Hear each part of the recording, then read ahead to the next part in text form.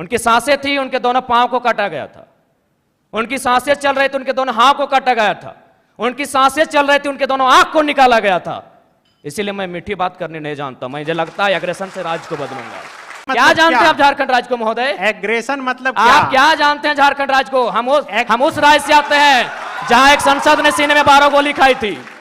हम उस झारखंड से आते हैं जहां MP member of parliament Sunil Mahto ने 1 2 3 4 5 6 7 8 9 10 11 12 गोली खाई थी सांसद ने।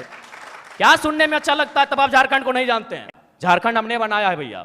निर्मल महतो के सीने में गोली लगी थी, तब झारखंड का चर्चा दिल्ली में हुआ था। तब राजीव गांधी को पता चला था कि हां झारखंड की डिमांड किया जा रहा है। तो मुझे लगता है एक बार ये श्रीमान, ये नियम कानून, एक बार एग्रेशन की गवर्नमेंट होनी चाहिए। बाकी यूथ डिसाइड करे।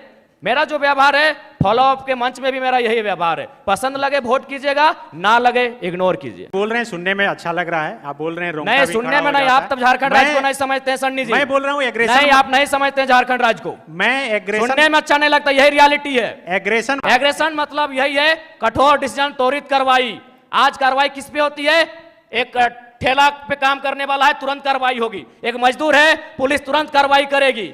आपकी कार्रवाई उस समय काहे नहीं होती है जब बड़े बड़े लोग आपकी गिरफ्त में आते हैं, बड़ी बड़ी मछलियां जाल में फंसती हैं? क्यों कार्रवाई नहीं होती? हम लोग आते हैं तो छोटा रहे या बड़ा रहे, जो गलत रहेगा उस पर कार्रवाई होगी। एग्रेशन का मतलब है कॉर्पोरेट से कोई भय नहीं। एग्रेशन का मतलब है अमीरों के चंदे से पलना नहीं। एग्रेशन का मतलब होता है निडर होके, निष्पक्ष होके झारखंड के मुद्दों पे बात करना, झारखंड के मुद्दों के समाधान करने के लिए प्रयास करना। आज राजभवन में लोग धरने पर बैठे हैं, मुख्यमंत्री के आवास पे लोग धरने बैठे हैं, आज सीजीएल के जेएसएससी कार्यालय के बाहर लोग धरने पे बैठे हैं। आंदोलन रोज होता है, लेकिन जयराम महतो एक 50 लड़कों के आंदोलन से आज सीएम का फेस बन के कैसे सामने आया? इस सवाल का उत्तर कोई दे। आंदोलन इस राज्य में रोज होता है, जयराम महतो ही क्यों? क्योंकि मैंने उन मुद्दों को टच किया, मैंने उस मुद्दों पे बात किया जो झारखंड की जरूरत थी, जिसपे झारखंड बात करना चाहता था। साफ शब्दों में झारखंड चाहता था कि बिल्ली के गर्दन में घंटी बांधी जाए, पर बांधेगा कौन? बेरमो कठारा की घटना है, वहां एक व्यक्ति का अटेंडेंस रोक दिया जाता है, पंच ब्लॉक कर दिया जाता है, जो नौकरी का प्रावधान होता है कोलियरी में। वो व्यक्ति हमारे पास आता है, आके हमें सुनाता है कि भैया ऐसा ऐसा बात है, मेरा कसूर इतना है कि झारखंडी है और हमें मतलब मेरा पंच को ब्लॉक कर दिया गया है, मेरे अटेंडेंस को रोक दिया गया है, तो कुछ उपाय किया जाए। तो हम उनको फ़ोन लगाते हैं, तो हमने परिचय दिया कि सर ऐसा क्यों करते हैं, गरीब आदमी है, बड़ी मुश्किल से रोजगार चलता है, तो इनको पुनः रख लिया जाए। तो उधर से आवाज़ आई कि आप कौन बोल रहे हैं? तो हमने कहा कि हम जयराम कुमार महतो बोल रहे हैं, वर्तमान में गिरिडीह लोकसभा लड़े हैं। तो बोला नहीं, आपसे हम परिचित नहीं है। तो हमें लगा कि शायद वो विधायक या सांसद की पैरवी सुनना चाहते हैं। तो मैंने इतना कहा था कि 2 महीने के बाद चुनाव है, हम बेरमो भी लड़ेंगे, गोमिया भी लड़ेंगे, डुमरी भी लड़ेंगे। अगर वहां से कोई भी सीट जीत के आ जाते हैं तो आपको दामोदर नदी में ले जाकर डाल देंगे। विश्वास कीजिए, विश्वास कीजिए। वो व्यक्ति का भी नाम बता देंगे, ऐसा नहीं हम झूठ बोल रहे हैं। 10 सेकंड में उनका आवाज बदला कि जयराम बाबू बोलिए क्या बात है। अगर मेरे इस व्यवहार से उसका नौकरी बच जाता है तो मुझे अपने इस व्यवहार से कोई कंप्रोमाइज नहीं करना है। 24 साल आपने चला लिया श्रीमान करके, 24 साल आपने चला लिया नियम कानून की बात करके। हमें लगता है कि एक एग्रेसिव गवर्नमेंट आनी चाहिए और मेरा यही एग्रेशन मुझ में रहेगा। क्योंकि मैं ना संजय मेहता जी के तर्ज पे मैं बरी से आता हूं, ना मैं चौपारण से आता हूं, ना मैं गढ़वा से आता हूं, मैं धनबाद से आता हूं। मैं एक घटना सुनाता हूं सुरेश महतो की, और विधायक मैडम बैठी हैं, हालांकि उस समय वो बहुत किस्सा पुराना है। वो झरिया विधानसभा की घटना है, वो भोरा क्षेत्र की घटना है। एक व्यक्ति है, उनका नाम है सुरेश महतो, मैं उस कौम का बेटा हूं। एक व्यक्ति थे, उनका नाम था सुरेश महतो, मैं उस कौम का बेटा हूं। उनको मारा गया था, उनकी सांसें थी, उनके दोनों पांव को काटा गया था। उनकी सांसें चल रही थी, उनके दोनों हाथ को काटा गया था।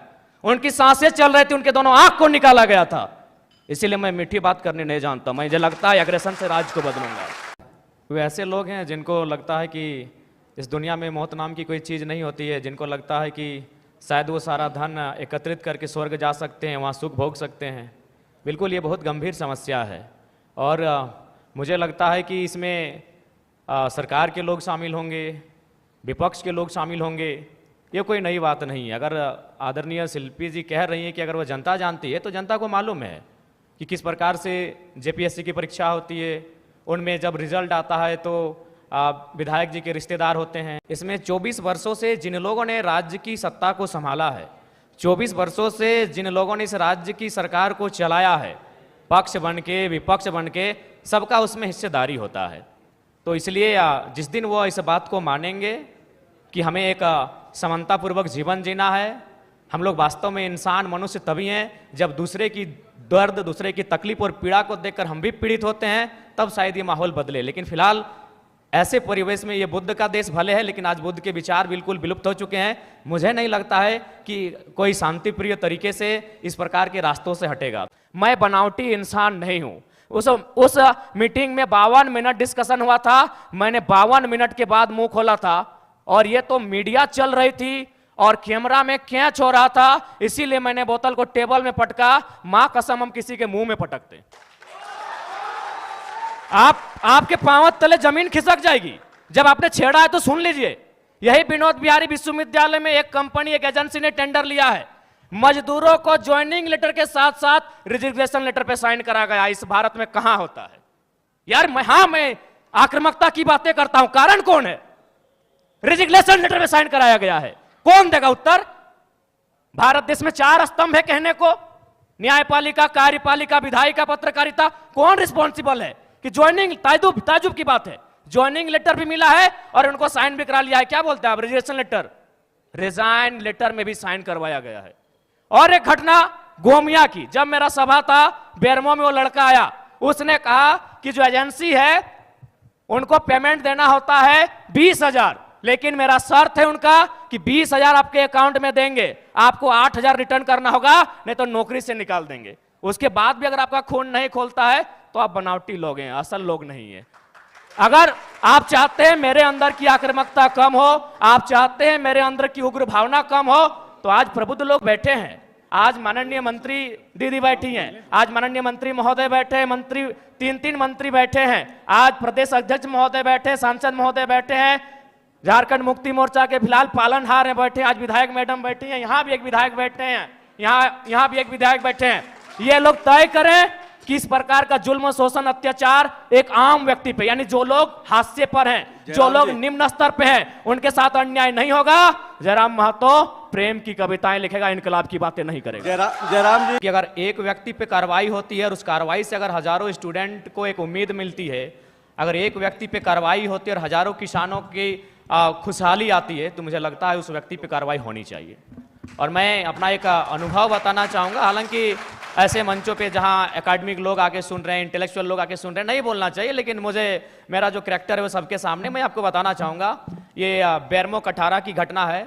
वहाँ एक व्यक्ति का अटेंडेंस रोक दिया जाता है, पंच ब्लॉक कर दिया जाता है, जो नौकरी का प्रावधान होता है कोलियरी में। वो व्यक्ति हमारे पास आता है, आके हमें सुनाता है कि भैया ऐसा ऐसा बात है, मेरा कसूर इतना है कि झारखंडी है और हमें मतलब मेरा पंच को ब्लॉक कर दिया गया है, मेरे अटेंडेंस को रोक दिया गया है, तो कुछ उपाय किया जाए। तो हम उनको फ़ोन लगाते हैं, तो हमने परिचय दिया कि सर ऐसा क्यों करते हैं, गरीब आदमी है, बड़ी मुश्किल से रोजगार चलता है, तो इनको पुनः रख लिया जाए। तो उधर से आवाज़ आई कि आप कौन बोल रहे हैं? तो हमने कहा कि हम जयराम कुमार महतो बोल रहे हैं, वर्तमान में गिरिडीह लोकसभा लड़े हैं। तो बोला नहीं, आपसे हम परिचित नहीं है। तो हमें लगा कि शायद वो विधायक या सांसद की पैरवी सुनना चाहते हैं। तो मैंने इतना कहा था कि 2 महीने के बाद चुनाव है, हम बेरमो भी लड़ेंगे, गोमिया भी लड़ेंगे, डुमरी भी लड़ेंगे, अगर वहां से कोई भी सीट जीत के आ जाते हैं तो आपको दामोदर नदी में ले जाकर डाल देंगे। विश्वास कीजिए, वो व्यक्ति का भी नाम बता देंगे, ऐसा नहीं हम झूठ बोल रहे हैं। 10 सेकंड में उनका आवाज बदला कि जयराम बाबू बोलिए क्या बात है। अगर मेरे इस व्यवहार से उसका नौकरी बच जाता है तो मुझे अपने इस व्यवहार से कोई कंप्रोमाइज नहीं करना है। अलग राज्य की लड़ाई जिन मुद्दों के साथ लड़ी गई थी वही मेरे मुद्दे होंगे। झारखंड अलग राज्य की लड़ाई में जो सोच के साथ इस राज्य को अलग किया गया था कि जब ये राज्य अलग होगा तो यहाँ के युवाओं के पास क्या अधिकार होगा, जब ये राज्य अलग होगा तो यहाँ के किसानों के पास क्या स्वतंत्रता होगी, मेरे मुद्दे वही होंगे। झारखंड जो हमारे झारखंड के नाम में ही छुपा है, झाड़ यानी जंगल, खंड यानी जमीन का एक भूभाग, और हमारी जो निरंतर लड़ाइयाँ रही हैं आदिकाल से वो इसी विषय को लेकर रही हैं। तो जब मैं विधानसभा के चुनाव में जाऊँगा, मेरा पहला मुद्दा इस राज्य में एक सुदृढ़ स्थानीय नीति का रहेगा। चूँकि मैं जिन क्षेत्रों से आता हूँ वो कोयलांचल का क्षेत्र है। आज भी मैं जब कोयलांचल से होकर आया तो लोगों ने अपनी समस्याओं को लगभग 15-20 आवेदन मेरे पास पड़े। जब मैं एक सामान्य सा बालक हूँ, मैं एक साधारण सा बालक हूँ और मुझे प्रतिदिन 15 से 20 समस्याओं को सुनना पड़ता है, जो समस्याएं होती है ज़मीन से संबंधित। इसलिए मेरा मानना है कि ज़मीन संबंधित जो कानून जो आज हमारे राज्य में हैं भी, CNT, SPT, लेकिन जो लोग सरकार में बैठे हैं उनके मैनिफेस्टो में शामिल होने के बाद भी प्रभावी रूप से लागू ना हो न पाना, प्रभावी रूप से उन विषयों पर चर्चा नहीं कर पाना, उनको संरक्षण ना दे पाना एक बहुत ही गंभीर विषय है। और मेरा मानना यही है, जो कि मैं किसान वर्ग से भी संबंध रखता हूँ, एक किसान का बेटा हूँ, तो मेरे हिसाब से जो ज़मीन संबंधित मुद्दे हैं वो मेरे प्राथमिक मुद्दे होंगे। उसके बाद आज छात्रों की समस्या देख सकते हैं। आज CGL के छात्र, JSSC CGL के छात्र आज धरने पर बैठे हैं। विगत जो पहला एग्ज़ाम हुआ था उस एग्ज़ाम में धांधली हुई, इस एग्ज़ाम में धांधली का मामला सामने आ रहा है। तो निश्चय एक बेहतर नियोजन नीति हो और इस तरीके से एग्ज़ाम को लिया जाए कि धांधली ना हो, गड़बड़ी ना हो, और महत्वपूर्ण सबसे कि अन्य राज्य से लोग जो हमारी हकमारी कर रहे हैं वो कम से कम रुके। उसके लिए मेरे पास मेरी योजना होगी कि हम लोग प्रखंड स्तरीय भाषा के आधार पर एग्ज़ाम लेंगे, क्योंकि भारतीय संविधान आर्टिकल 15-16 इस बात का उल्लेख करता है कि हम जात के आधार पर भेदभाव नहीं कर सकते हैं, हम धर्म के आधार पर भेदभाव नहीं कर सकते हैं, हम उद्गम स्थान के आधार पर भेदभाव नहीं कर सकते हैं, हम लिंग के आधार पर भेदभाव नहीं कर सकते हैं, लेकिन भाषा का कहीं जिक्र नहीं है। तो मेरा मानना है कि सरकार को इस विषय पर सोचना चाहिए। हम लोग अगर सरकार में आते तो इस विषय पर सोचेंगे कि जो प्रतियोगिता की परीक्षाएं होंगी वो हमारी भाषाओं में होंगी। फॉर एग्जाम्पल, जैसे मान के चलिए कोई हिंदी का पेपर आता है परीक्षा में, उसमें एक सवाल आता है कि आंख का तारा इसका मतलब क्या होता है, आग बबूला होना इसका मतलब क्या होता है। तो झारखंड के अभ्यर्थी के साथ साथ इस सवाल का उत्तर बिहार के अभ्यर्थी को भी मालूम है, इस सवाल को उत्तर उत्तर प्रदेश, मध्य प्रदेश, राजस्थान के अभ्यर्थी को भी मालूम है। लेकिन अगर हम अपनी भाषा को प्रमोट करेंगे, अपनी कल्चर को अगर प्रमोट करेंगे प्रतियोगिता परीक्षाओं में, और वहाँ सवाल ये रहेगा, मान के चलिए मैं धनबाद के तोपचांची ब्लॉक से आता हूँ और वहाँ एक मुहावरा चलता है, पखर तरे हाथ करे करे झाँक, ना ये राजस्थान को समझ में आएगी, ना ये उत्तर प्रदेश को समझ में आएगी। इससे क्या होगा कि नियम भी बना रहेगा और हमारी जो नौकरियों में हकमारी हो रही है वो भी सुरक्षित रहेगी। के द्वारा जो एविडेंस साक्ष्य प्रस्तुत किए जा रहे हैं, तो प्रथम दृष्टि से तो यह स्पष्ट हो रहा है कि इस बार भी जो CGL का पेपर है उसमें कहीं ना कहीं गड़बड़ी हुई है, धांधली हुई है। और मुझे लगता है कि पिछली बार जो पेपर गड़बड़ी हुआ था, अगर उसका जो लोग दोषी हैं, अगर वे दोषी लोग पकड़े जाते हैं, अगर उन पर कार्रवाई होती, तो शायद इस बार उनका मनोबल इतना ऊंचा नहीं होता। लेकिन चूंकि आपने SIT का गठन किया, आपने समय मांगा, आपको समय मिला, उसके बाद भी ये तय नहीं हो पाया है कि पिछली बार जो पेपर गड़बड़ी हुई थी, जो 28 जनवरी 2024 को जब इसका एग्ज़ाम हुआ था, तो मेरा मानना है कि कहीं ना कहीं आपका कठोर निर्णय ना ले पाना गवर्नमेंट का, आपका क्विक डिसीजन ना ले पाना उन लोगों का मनोबल को बढ़ा रहा है। हमने कोल माफिया सुना था, हमने लैंड माफिया सुना था, अब यहाँ पेपर माफिया जैसे मामले सामने आ रहे हैं। तो इससे आप इनकार नहीं कर सकते हैं, इस पर आप मौन नहीं रह सकते हैं, ये तो आपको तय करना होगा, इस बात को आपको मानना होगा। क्योंकि पिछली बार हमारे ही 15 साथियों पर FIR हुआ था, आज भी उस मुकदमे के कारण हमारे प्रत्याशी रांची के हमारे आदरणीय देवेंद्र जी जेल गए, उसी मुकदमे के कारण गए थे। तो जाहिर सी बात है वो हाईलाइट तभी हुआ जब हम लोगों ने प्रोटेस्ट किया। उस प्रोटेस्ट के परिणाम स्वरूप उस समय वर्तमान मुख्यमंत्री माननीय चंपई सोरेन जी थे, SIT का गठन हुआ। लेकिन आज परिणाम और निष्कर्ष आपके सामने क्या है, यानी आप लोग उन माफियाओं के मनोबल को बढ़ाने का कार्य आप स्वयं कर रहे हैं। तो ये तो आपको तय करना है कि आप छात्रों के साथ हैं या पेपर माफियाओं के साथ है, ये सरकार को आके तय करना है। यदि आप पेपर माफियाओं के खिलाफ हैं तो पिछली बार जो आपने SIT का गठन किया था उसका निष्कर्ष क्या है, उसका रिजल्ट क्या है, दोषी कौन लोग हैं, वो कटघरे के पीछे कब होंगे, ये राज्य की जनता जानना चाहती है। CGL JSSC के तमाम 6 लाख अभ्यर्थी जानना चाहते हैं। बिल्कुल, सूर्या जी से यही सवाल रहेगा। आप सत्ता के में भी रहे, पिताजी ये की तरफ या इंडिया अलायंस की तरफ? हम लोग अकेले ठीक हैं सर। चुनाव के बाद भी?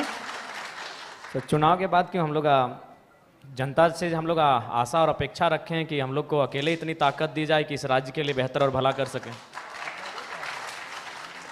तो आप 81 सीट पर लड़ रहे हैं और चुनाव के बाद जो भी स्थिति हो आप कहीं नहीं जा रहे हैं? जी, हम लोग लगभग 70 सीटों से आवेदन मिला है, वहाँ तो लड़ना ही लड़ना है। बाकी सीटों पर अगर अच्छे प्रत्याशी दमगर मिले तो निसंदेह हम लोग 81 सीटों तक पहुँचेंगे और चुनाव लड़ेंगे।